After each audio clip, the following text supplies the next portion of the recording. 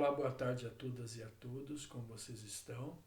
Eu sou o professor Samuel de Jesus, da Universidade Federal de Mato Grosso do Sul, e esta é uma disciplina de Contemporânea 2, de História Contemporânea 2, no módulo, na versão EAD, Educação à Distância, produzida para os estudantes do curso de História, de licenciatura em História da Universidade Federal de Mato Grosso do Sul, campus de Campo Grande, da Faculdade de Ciências Humanas. Bom, estamos retomando essas aulas depois de um hiato agora que nós tivemos. Tá? Então, estou gravando essa aula para ser inserido aí na programação e nós vamos então avançando, porque nós teremos agora um período de avaliação. No nosso canal no WhatsApp eu darei maiores informações, mas vocês terão tempo aí de um mês para fazer o trabalho e também de um mês dentro do processo aí de avaliação, basicamente o mês de junho, mas eu dou mais detalhes ali no nosso canal no WhatsApp. Muito bem, retomaremos hoje Noam Chomsky, tá? E André Witschek, Terrorismo Ocidental, de Hiroshima à Guerra dos Drones. Este é um livro publicado em 2021. Então, Noam Chomsky é um dos grandes intelectuais contemporâneos. Ele já é nonagenário, tem 90 e poucos anos, mas produz ainda. É um crítico dos Estados Unidos, né, da política, não dos Estados Unidos, do povo, nem da cultura, mas sobretudo do Estado, né, mas do Estado e da política exterior estadunidense. Então, este livro nós trabalharemos. Bom, o nosso percurso até aqui, nós trabalhamos Eric Hobsbawm, a Era dos Extremos, que eu falei para vocês sobre o breve século XX, que Hobsbawm considera o século XX como um breve século, que começa com a Segunda Guerra Mundial, em 1914, e vai até 1889, com a queda do Muro de Berlim, ou em 1991, com a dissolução da antiga União Soviética, União das Repúblicas Socialistas Soviéticas. Ele fala que é um período onde o homem se aproxima, cria condições e meios para colocar fim à humanidade. Ele faz referência à bomba atômica, evidentemente, está fazendo referência à era nuclear. Bom, e depois nós avançamos com a Hannah Arendt, onde ela descreve o surgimento do antissemitismo, basicamente, e que esse antissemitismo será a base para o surgimento do nazismo, especificando um aspecto que foi a Segunda Guerra Mundial. Basicamente, todo o século XX, até, creio, o final dos anos 70, 80, foi um período que Eric Hobsbawm chama de 45 a 75, a 1979, de 30 anos, né? Não vou dizer gloriosos, mas são 30 anos gloriosos, assim, 30 anos onde o mundo passou por uma estabilidade que se deveu muito à reconstrução da Europa no pós-Segunda Guerra Mundial. A partir de 1979 e 80, na era Reagan e na era Thatcher, Margaret Thatcher, nós temos o surgimento do neoliberalismo. E para isto, então, eu passei para vocês o texto do Ottaviani, um texto, uma aula sobre o livro Teorias da Globalização e um texto falando basicamente sobre a globalização, o fenômeno da globalização, que vai de 1980 até os nossos dias. E este livro nós vamos falar de um período mais próximo a nós, que é de 2010, falando dos anos 80, muito embora Chomsky fala sobre um determinado fato, por exemplo, ele está falando sobre a Primavera Árabe, sobre o Oriente Médio, mas ele faz recuos históricos no século XX e ele faz algumas aproximações também em relação a assuntos contemporâneos. Então, é um texto que irá nos ajudar a compreender as dimensões de poder desse século XXI, né, que começa do final do século XX, o início do século XXI, tá bom? Então, eu vou fazer as leituras, como é de praxe sempre, e aí eu vou analisando baseado nessas leituras feitas. Eu vou começar por Oriente Médio, a Primavera Árabe, tá bom? Vamos lá então. Andrei Vicek. Esse livro é basicamente uma entrevista que Andrei Vicek faz a Noam Chomsky. Praticamente ele é basicamente um interlocutor, né? Deixa eu pegar um óculos aqui. Muito bem. Muito bem. Tem um fio solto aqui. Bom, vamos lá então. Oriente Médio e a Primavera Árabe. Andrei Vicek fala: uma coisa que precisamos discutir é o Oriente Médio. Podemos talvez começar com o celebradíssimo primeiro-ministro britânico Winston Churchill e suas declarações sobre o Oriente Médio e o envolvimento dele na região após a Segunda Guerra Mundial.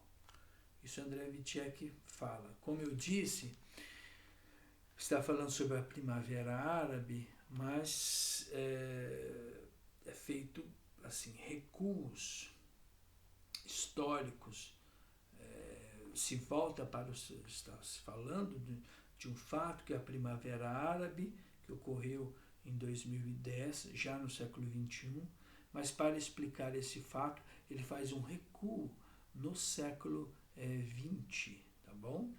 Então, Noam Chomsky responde: eu considerava pavoroso, racista, mas assim também era a classe dominante britânica. Os britânicos inauguraram o uso das aeronaves contra as populações de povoados. O próprio Churchill preferia gases tóxicos, não do tipo mais letal, mas só o suficiente para desencadear um terror enérgico nos corações de tribos incivilizadas. Desde a Primeira Guerra Mundial aconteceram coisas desse tipo. A Força Aérea Real Britânica foi utilizada para bombardear civis curdos, afegãos e iraquianos. O Iraque foi, de certa forma, criado pelos britânicos a partir de seus próprios interesses. Houve uma rebelião xiita, que foi aniquilada com ataques aéreos. Foi realizada uma conferência para o desarmamento, para proibir o uso de aeronaves contra civis, e os britânicos conseguiram desarticulá-la. Se você consultar o diário de David Lloyd George, na época, ele aplaudiu isso. Disse que era uma coisa boa porque precisamos nos reservar o direito de bombardear os pretos. Então, sim, Churchill era horrível, assim como todo o resto, com pouquíssimas exceções. Mas o racismo era inacreditável e continua existindo. Os britânicos foram perdendo aos poucos o controle sobre o Oriente Médio porque o Reino Unido foi se enfraquecendo após a Primeira Guerra Mundial. Embora não fosse mais o que já tinha sido, o país ainda se manteve como grande potência imperialista no mundo, inclusive sobre o Oriente Médio, até a Segunda Guerra Mundial. Mas mesmo ao longo da Segunda Guerra, havia meio que uma mini-guerra entre Estados Unidos e Reino Unido pela Arábia Saudita. No fim dos anos 1930, as petrolíferas estadunidenses descobriram petróleo na Arábia Saudita. Perceberam que era coisa grande, apesar de não terem ainda, naquele momento, a real dimensão daquilo. Os britânicos também estavam por lá. Durante a Segunda Guerra, houve uma disputa para se decidir quem assumiria esse controle. Os britânicos tinham recursos, experiência e pessoal. Os Estados Unidos ficaram preocupados. Um diplomata estadunidense de alto escalão alertou que os britânicos estavam tentando engambelar as empresas dos Estados Unidos para tomar as concessões do país na Arábia Saudita. Bom, para impedir isso, Franklin Roosevelt editou um decreto presidencial determinando que a Arábia Saudita fosse considerada uma aliada democrática na linha de frente da batalha contra o nazismo, ou algo nessa linha. Isso permitiu o recebimento de auxílio pelo programa Lend-Lease. Então, eles conseguiram comprar a família real com agradecimento por ser uma democracia na luta contra o nazismo. A guerra acabou com os Estados Unidos no controle. E já no fim da Segunda Guerra Mundial, quando os Estados Unidos estavam dividindo o mundo, expulsaram os franceses com justificativas muito parecidas. O argumento foi de que os franceses colaboraram com os fascistas por causa de Vichy e tinham perdido os direitos de serem conquistados. Os Estados Unidos fizeram algum malabarismo jurídico no Departamento de Estado, deixaram os britânicos ficarem, mas como sócio júnior. Quando aconteceu o golpe no Irã, em 1953, os britânicos tentaram levar a investida a cabo, mas não conseguiram. Precisavam do apoio dos Estados Unidos. Conseguiram o apoio de Eisenhower e, basicamente liderado pelos Estados Unidos, conseguiram derrubar o governo. Mas uma condição foi que as petrolíferas estadunidenses teriam que ficar com 40% das concessões britânicas. O interesse foi que as empresas dos Estados Unidos não queriam isso, porque havia muito petróleo e o da Arábia Saudita era mais barato. Eles lucravam mais com a Arábia Saudita e sabiam que irritariam os sauditas se transferissem as operações para o Irã. Então se recusaram a participar. O governo ordenou que assumissem a concessão e a gestão Eisenhower ameaçou entrar com processo antitruste se essas empresas não obedecessem às ordens e assumissem 40% da concessão iraniana. Foi um caso raro em que o poder estatal prevaleceu sobre o poder corporativo, concentrado porque as autoridades de Estado estavam com a visão mais de longo prazo, sem se concentrar só no lucro do dia seguinte. Na verdade, com Cuba também foi assim. As corporações estadunidenses passaram anos querendo estabelecer relações normais com Cuba. Setores imensos do sistema corporativo, agronegócio, energético, farmacêutico, não são atores pequenos, mas o governo não deixou porque os Estados Unidos tinham que punir Cuba pelo que Washington chamou de rebeldia de sucesso contra a política dos Estados Unidos há 150 anos, desde a doutrina Monroe em 1823. A doutrina Monroe anunciou que a América assumiria o controle do hemisfério. Então os cubanos tiveram que ser punidos pela rebeldia de sucesso, enquanto a população estadunidense, em sua grande maioria, era a favor de normalizar as relações Está certo que a população não é ouvida, isso é normal.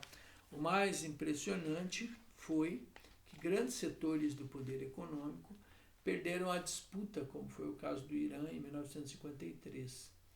Acho que isso também acontece no Irã hoje. Como se trata de um evento contemporâneo, ainda não temos nada documentado, mas aposto que quando começarem a aparecer informações, vão mostrar que as grandes corporações do setor energético gostariam de voltar ao Irã. Elas não querem deixar tudo para os chineses, mas o governo vai proibi-las de fazer isso, porque precisamos punir o Irã. Bom, voltando ao Oriente Médio, depois da Segunda Guerra Mundial, o papel dos britânicos no Irã foi reduzido e os Estados Unidos começaram a dominar. No Iraque, em 1958, havia um governo chamado de Independente, que era basicamente controlado pelos britânicos e foi derrubado por um golpe militar. Alguns anos depois, os Estados Unidos conseguiram arquitetar um golpe que derrubou o governo nacionalista de tipo nasserista e foi aí que Saddam Hussein entrou na história. Assim, entregou uma longa lista de comunistas, radicais e professores para o novo governo Batista e foram todos assassinados. E aí chegamos ao presente. Os Estados Unidos têm a experiência de controlar o Iraque. Na Arábia Saudita, os britânicos eram o sócio júnior. No fim, os britânicos se retiraram e deixaram tudo para os Estados Unidos. Nessa parte, então, Noam Chomsky mostra que no pós-Segunda Guerra Mundial, a primazia foi estadunidense. A região do Oriente Médio era uma região controlada ainda pelo Império Britânico, mas nós observamos a partir dessa fala de Noam Chomsky que os dominós foram caindo, né? Os dominós dos britânicos foram caindo, né? Os dominós colocados em sequência, né? Eles foram caindo um a um. A perda de influência do Reino Unido, do Império Britânico no Irã, né? O restabelecimento da influência dos Estados Unidos sobre o Irã, mas isto vai, meus queridos, até 1979.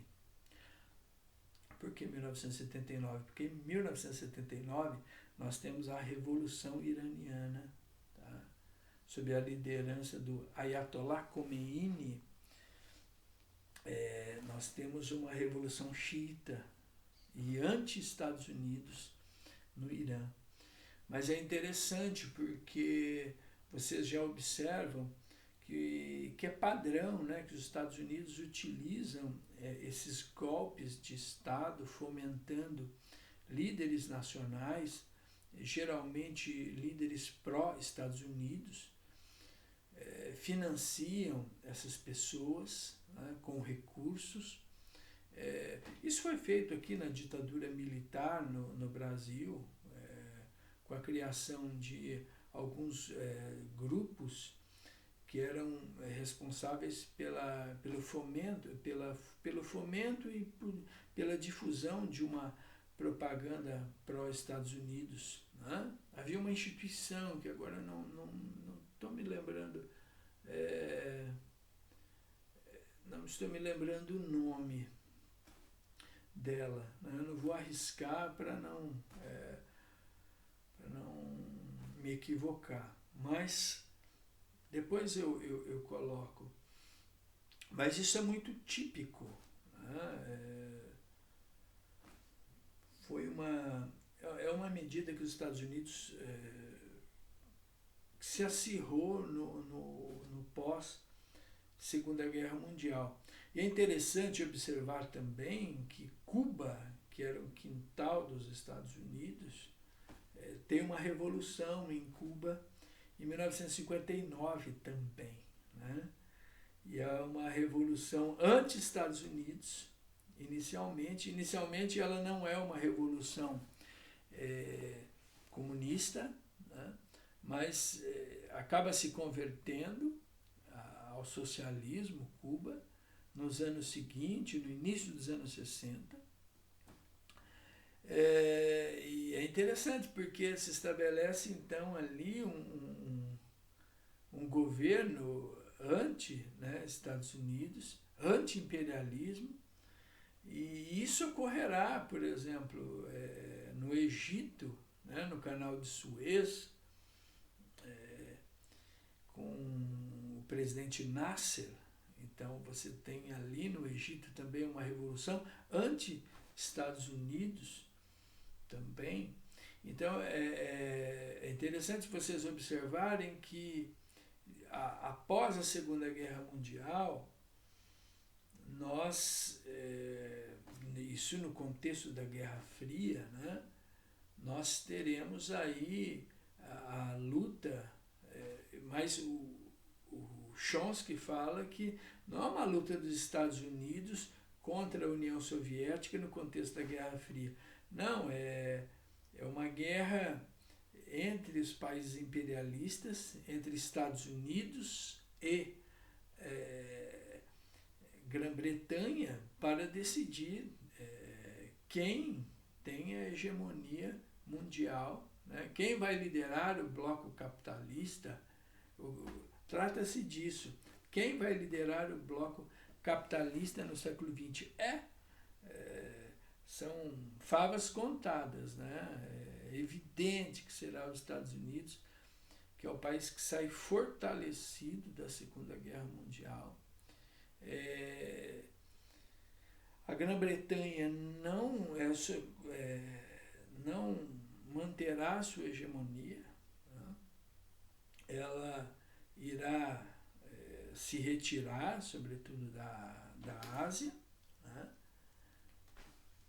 e nós observamos isso, por exemplo, em 1948, com a chamada Revolução Israelense, que estabelece o Estado de Israel em uma região dominada pelos britânicos.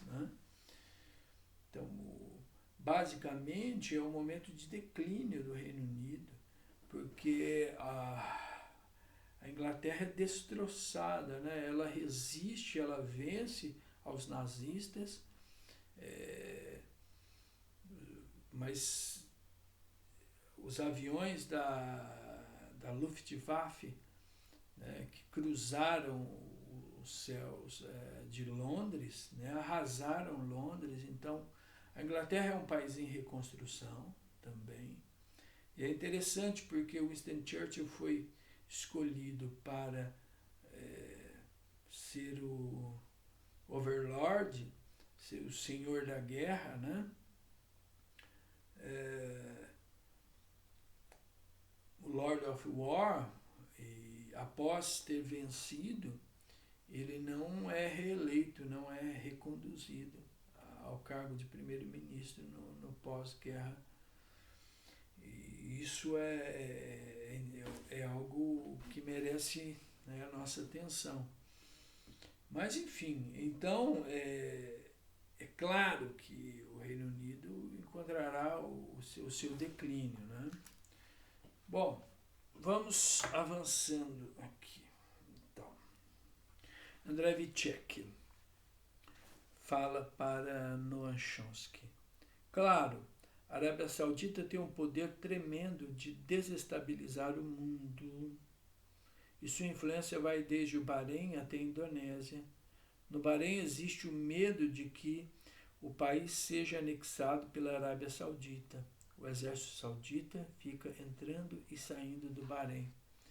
Noam Chomsky argumenta: os sauditas estão injetando dinheiro em tudo quanto é lugar para financiar as formas mais extremas de islamismo radical. O arabismo em madrasais, no Paquistão, injetando dinheiro no Egito para apoiar os salafitas, todos os elementos islâmicos radicais. Os Estados Unidos estão felizes com isso e não tentam impedir essas ações. A ideia de que os Estados Unidos se opõem ao islamismo radical, estapafúrdia. O Estado Islâmico mais extremista e fundamentalista do mundo é a Arábia Saudita, que está nas graças dos Estados Unidos. O Reino Unido também tem um histórico consistente de apoio ao islamismo radical. A motivação aqui era se opor ao nacionalismo secular. As relações dos Estados Unidos com Israel chegam à proximidade atual em 1967, porque Israel prestou um serviço importantíssimo ao esmagar o nacionalismo secular e defender o islamismo radical. O historiador diplomático britânico chamado Mark Curtis escreveu um livro muito bom para alguns anos atrás chamado Secret Affair, British Collusion with Radicalism Islam. Relações secretas, o conluio britânico com o islamismo radical. Curtis analisou os arquivos britânicos ligados ao islamismo e descobriu que os britânicos apoiaram de forma consistente elementos islamitas radicais, parecido com o que os Estados Unidos estão fazendo. Podiam até não gostar deles, mas preferiam isso aos nacionalistas seculares. Os nacionalistas seculares tinham feito uma ameaça. Ameaçaram tomar os recursos e usá-los para o desenvolvimento nacional. E esse é o pior pecado. Por isso houve apoio aos islamitas radicais. É interessante, eu não falei algo que se refere à fala anterior. É interessante, observem, os Estados Unidos para combater o Irã, porque nos anos 80 nós tivemos uma guerra, eu me lembro dela, a guerra Irã-Iraque. Foi uma guerra que durou assim, vocês verifiquem aí, façam uma pesquisa, foi de 1982 a 1988, ou de 1981 a 88, 89, por aí. Ela foi uma guerra que durou quase todos os anos 80 do século XX. E essa guerra Irã-Iraque, quer dizer, foi uma guerra que operou no contexto da Guerra Fria. Para quem imagina que nos anos 80 foi um período de arrefecimento da Guerra Fria, nós temos a guerra do Irã e do Iraque, onde Saddam Hussein, a figura abominada pelos Estados Unidos, em 2003 os Estados Unidos fez uma guerra contra o Iraque, invadiu o território iraquiano, porque mentiu, na verdade, dizendo que o Iraque tinha armas químicas que foram usadas contra os povos curdos, por exemplo. O que foi uma grande mentira provada no relatório de Hans Blix, que foi o funcionário responsável, o comissário responsável ali por apurar se o Irã tinha armas químicas ou não, porque vocês sabem que a utilização das armas químicas é proibida, né? Por atentar contra, por ser uma forma covarde de guerra, né?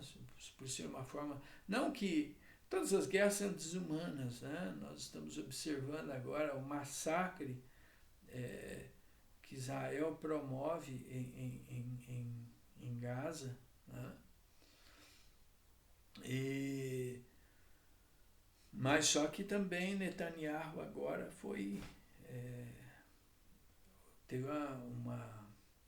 expediu uma ordem de prisão internacional dele, né? Isso pela Corte de Haia, Corte Internacional de Haia, Corte Internacional de Direitos Humanos. Então, voltando, as armas químicas, elas são proibidas, né, pelas convenções internacionais. E Saddam Hussein foi acusado de utilizar armas químicas contra os curdos, o que era uma mentira, né, uma grande mentira, que foi provada e que inclusive o presidente Bush admitiu, né, admitiu posteriormente. Mas então se invadiu o Iraque, né, se caçou Saddam Hussein e ele foi enforcado, né. Existem imagens do enforcamento de Saddam Hussein. Mas só que Saddam Hussein chegou ao poder financiado pelos Estados Unidos. Tá? Até os anos 80 não havia nenhum problema com Saddam Hussein. Saddam Hussein era um aliado dos Estados Unidos. Mas antes da guerra do Iraque, em 2003, nós tivemos uma guerra anterior, que foi a Guerra do Golfo Pérsico, né, em 1991, que foi uma guerra dos Estados Unidos contra o Iraque também, do mesmo Saddam Hussein. Né? Então é interessante como os Estados Unidos criam as serpentes que depois acabam picando, né, os calcanhares do império. O mesmo ocorreu com Osama Bin Laden, que foi cria dos Estados Unidos para combater os russos na invasão,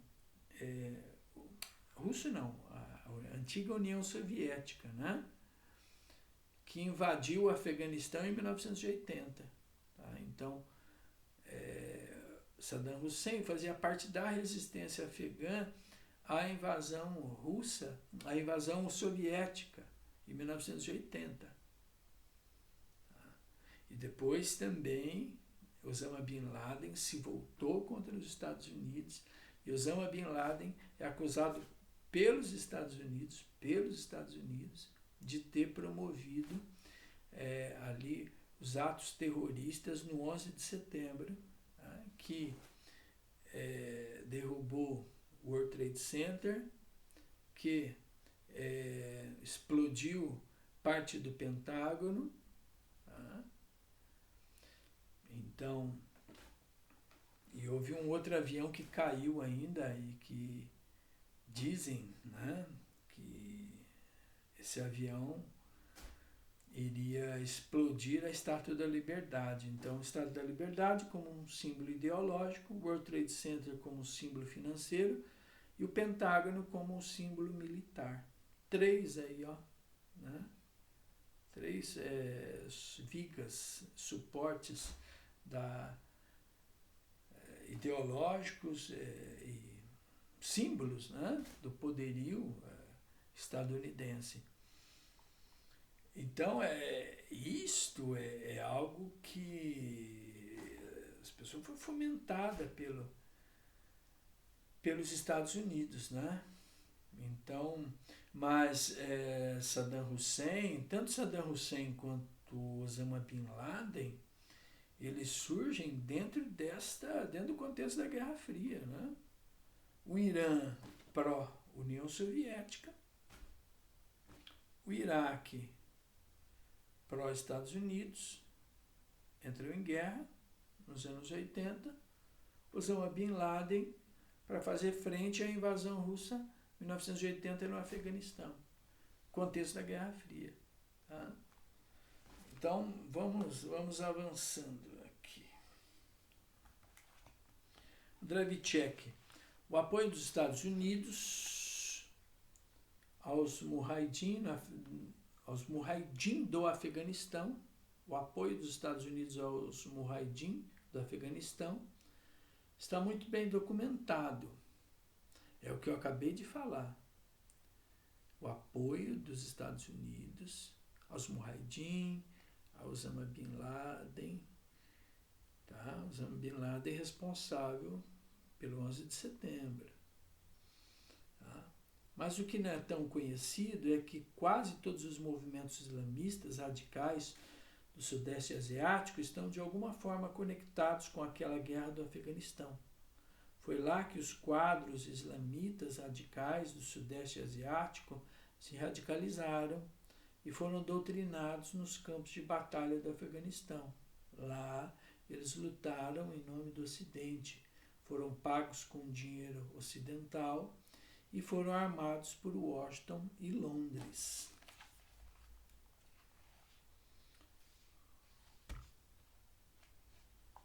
Tá? Noam Chomsky. Então, por toda parte, na Líbia e na Argélia, complementa André Vitchek. A própria Primavera Árabe é um assunto muito polêmico e complexo. Qual a sua visão sobre os desdobramentos do Egito, no Egito e na Tunísia? Qual é a sua visão sobre os desdobramentos no Egito e na Tunísia? Então, Chomsky continua, né? Continua aqui. É Chomsky agora que responde. Primeiramente, o que aconteceu teve grande importância histórica de fato. Houve muitos problemas, mas o que já se alcançou é muito relevante.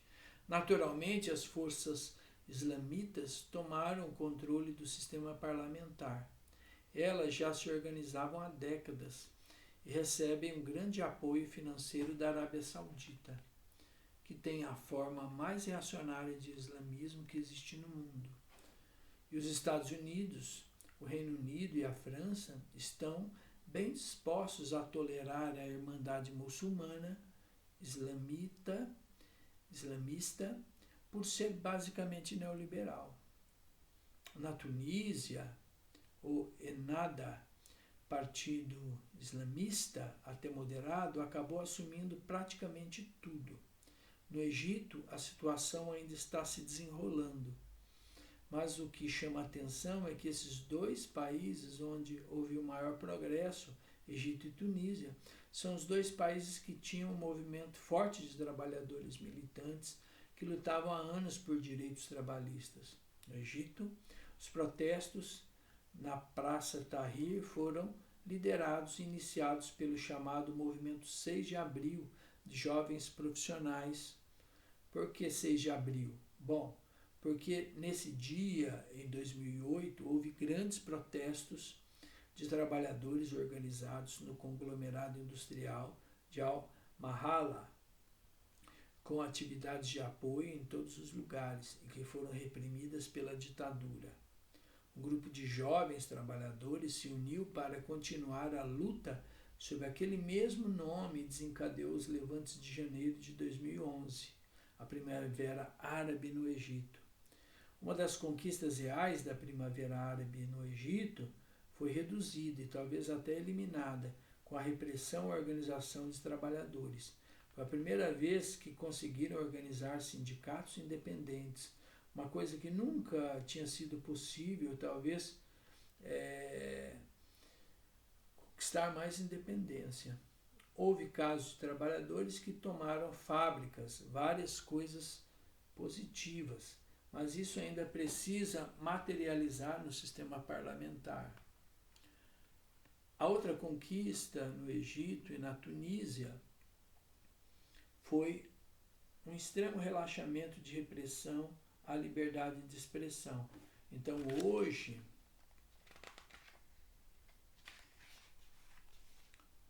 a imprensa e a mídia estão bem livres e abertas. Existe debate livre e aberto.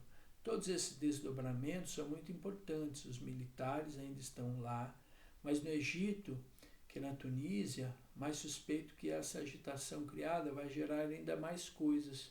Ainda está em estágio muito inicial. Com relação aos Estados Unidos e ao Ocidente, seria quase intolerável permitir uma democracia funcional na região. E se alguém quiser saber o motivo disso, é muito fácil descobrir. Basta olhar as pesquisas que saíram logo antes do início da Primavera Árabe.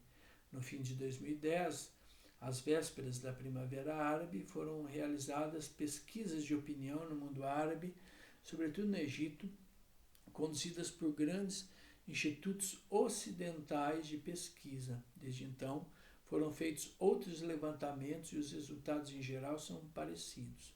Por exemplo, No Egito, o país mais importante, cerca de 80% da população ou mais, considera os Estados Unidos e Israel como suas principais ameaças. Algo em torno de 10% considera o Irã uma ameaça.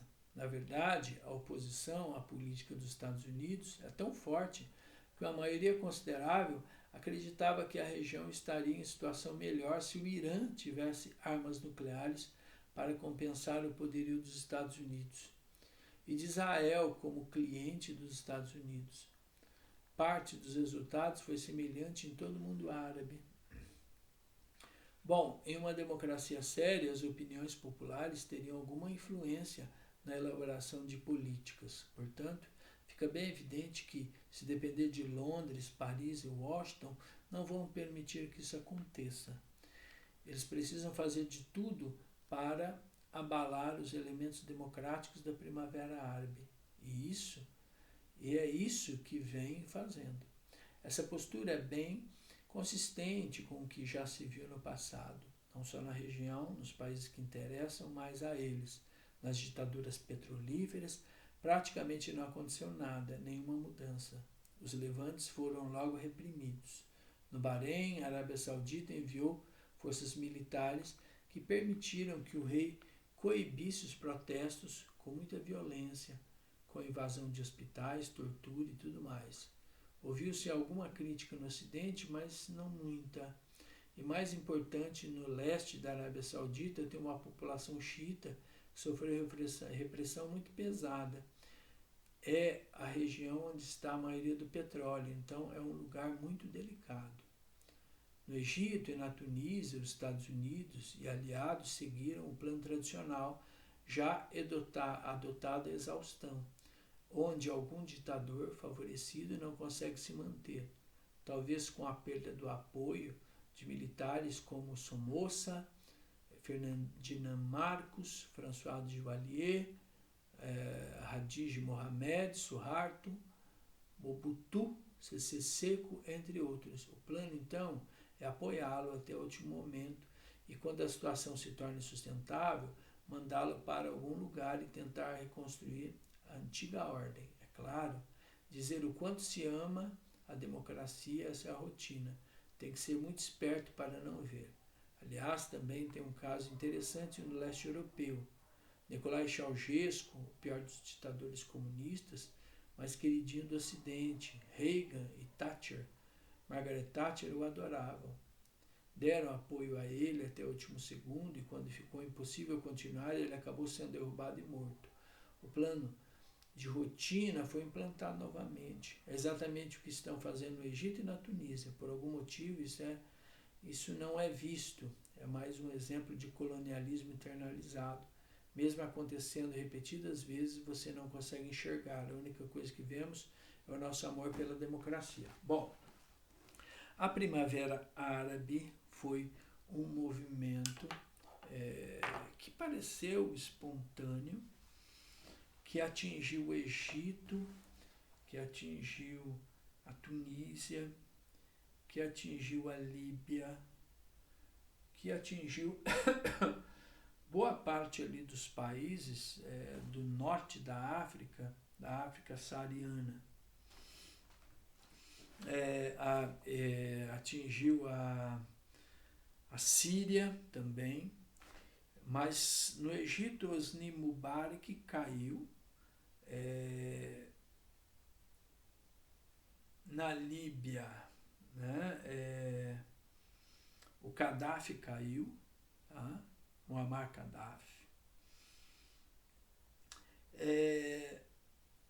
Na Tunísia se caiu, mas se restabeleceu.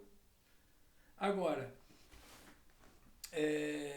esses movimentos, por exemplo, ocupavam as praças no Egito, se ocuparam as praças. A repressão a esses movimentos foram filmadas pelos celulares. Foram as primeiras assim repressões que foram documentadas e transmitidas para o mundo online na mesma hora que elas estavam acontecendo. No Egito se tentaram cortar as fibras ópticas e deixar o país sem a internet. mas isso é algo um pouco difícil de acontecer, mas como as repressões a essas manifestações ocorriam na ditadura de Hosni Mubarak, essas imagens já tinham ido para todo o Ocidente, né? E uma denúncia ali. Então, na Líbia, tiraram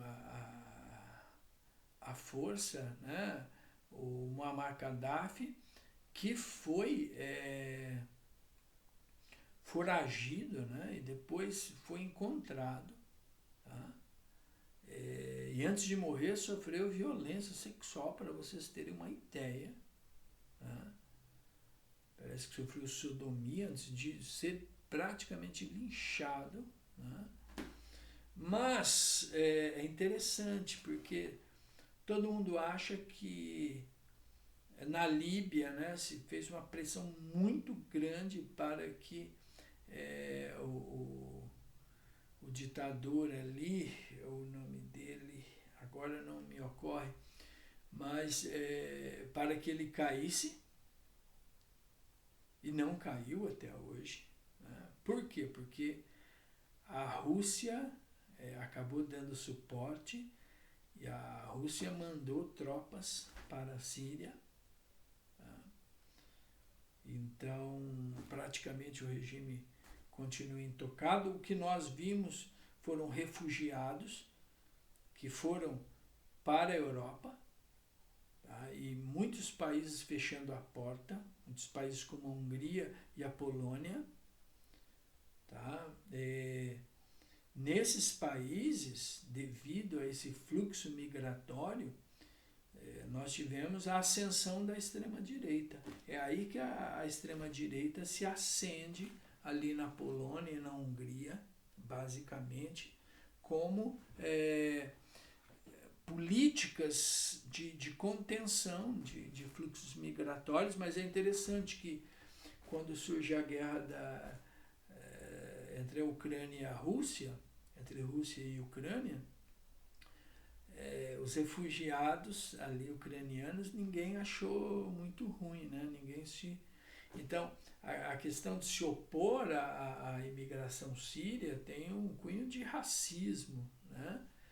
De xenofobia, porque não são povos europeizados, digamos assim. Né? Nós achamos que destaca o papel importante da Arábia Saudita. A Arábia Saudita depois de Israel, a nação mais forte ali daquela região da Península Arábica, mesmo porque toma toda a Península Arábica ali, né? Israel não fica na Península Arábica, fica um pouco na região ali do Mar Vermelho, né? Mas eu diria que aquela parte ainda faz parte da Península Arábica, né? Porque agora Israel é um elemento estranho. Ali é um satélite dos interesses dos Estados Unidos. Numa região que tem um predomínio de nações árabes e, além de serem nações árabes, algumas nações islâmicas. Tá? Então, embora Israel tenha um vínculo histórico com a região, ali eles, quando houve a fuga para o Egito, conduzidos por Moisés, sob a liderança de Moisés, se estabeleceu o reino de Davi, né, o reino de Judá e o reino dos povos israelitas, né, que sofreram a invasão dos assírios, dos babilônicos. Depois ocorreu uma grande diáspora, né, para o mundo, mas enfim, moçada, são essas as questões que envolvem a Primavera Árabe. E é interessante porque todo mundo pensou, poxa, agora nós vamos democratizar, né, os países do norte da África, nós vamos... ali chegou a democracia, mas é interessante observar que caiu a ditadura de Mubarak no Egito, caiu a ditadura de Gaddafi na Líbia, foram caindo as ditaduras, né? Mas quase a Síria cai também, né? A ditadura síria, mas surge no lugar o quê? O Estado Islâmico, o chamado ISIS. E o ISIS, por exemplo, toma o Iraque, por exemplo, né? Parte do Iraque. Estabelece o chamado califado. O ISIS é uma versão extremamente radical, extremamente radical. O ISIS é responsável por na época, boa parte das incursões terroristas, do terrorismo no Ocidente, né? Que ocorreram. Então, surge como um pesadelo o ISIS. Então, é interessante a história observar, porque você mexe em uma situação, você fala, bom, nós vamos melhorar, a coisa piora, né? Você fala, não, vamos democratizar, vamos... É preciso considerar também a ação da OTAN ali, na chamada Primavera Árabe, né? Se convencionou a chamar Primavera Árabe, né? A primavera é o período do ano que está muito mais no consciente coletivo como um período de renascimento, né? Um período de florescimento. Mas, enfim, bom, temos ainda e vamos avançando, mas vou tratar dessa primeira parte, né? Uma parte longa, nós estamos aí já 52 minutos, né? E amanhã eu gravarei também uma outra parte desta aula, tá? Mas aí eu vou colocar essa aula a qual dia se refere, tá bom? E aí vocês assistam. Um abraço a vocês e a gente vai se falando.